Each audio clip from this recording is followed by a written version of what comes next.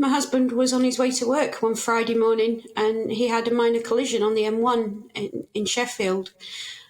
It should have just been a bad start to the day. Both drivers should have been on their way within a few minutes. But because it was at a sign that said no hard shoulder for 4 miles, 4 years ago we barely knew anything about smart motorways as the general public. And they didn't know what to do, I assume. They did travel further down the road trying to find somewhere safer to stop, but they couldn't, and it's your obligation to stop. It's your legal obligation to stop after an accident. So they pulled over as far left as they could, but they couldn't get right out of the live running lane because of the crash barrier, and they themselves couldn't get over the crash barrier because of a 30-foot drop the other side. So they were left stranded in a live running lane, and the obvious happened. I mean, lorries can't manoeuvre the same as smaller vehicles, and it's almost always a lorry in these cases because of exactly that reason, and almost always the people are out of their vehicles. So Claire, you're not even in a car when you're hit by a HGV doing 56 miles an hour.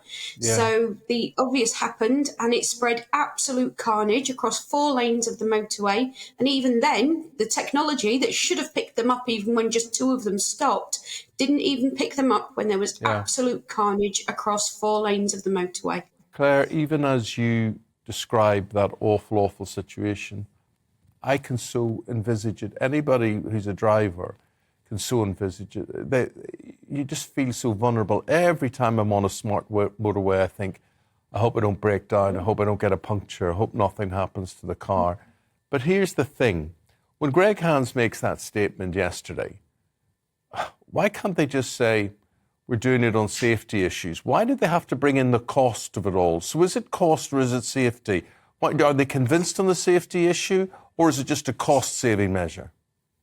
It's just cost and timing. What's around the corner? The local and the general elections. It's cost and timing. They now know that this is a vote winner. So, and, you know, naively, for 4 years nearly, I've been campaigning on the human lives side of it. That got me nowhere. So even I started throwing around about the cost of it. I said, all right, if you're not going to do it for human lives, do it for cost. As a country, we are broke and we can't afford the absolute bare essentials like education, like healthcare. So, you know, do it on cost alone. The public doesn't want them. They don't want to pay for them. Do it on cost alone. And I think the penny started to drop eventually.